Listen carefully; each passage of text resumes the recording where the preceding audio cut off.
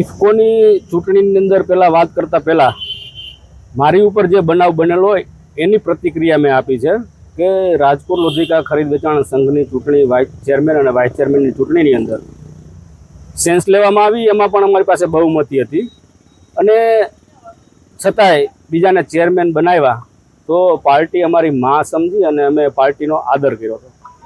અને ત્યાર પછી ઠરાવની અંદર અમારા વિરોધની વાત આવી એટલે સ્વાભાવિક છે, ઠરાવમાં તો વિરોધ કરવાનો દરેક ડિરેક્ટરને બાધિત અધિકાર છે.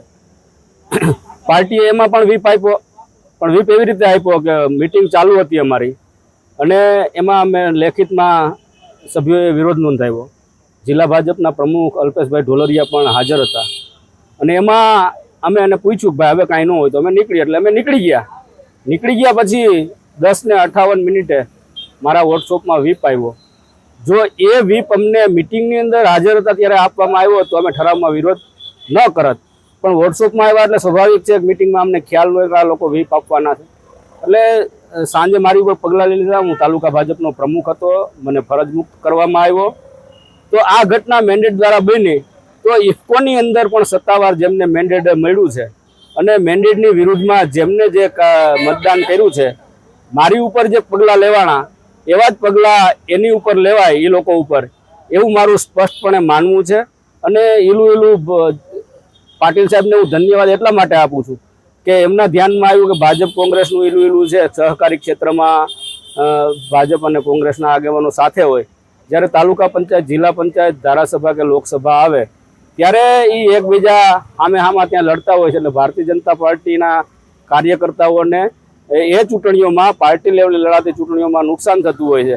એટલે પાટીલ સાહેબે એ ઈલું તોડવાનું કામ કર્યું, એમને ધન્યવાદ.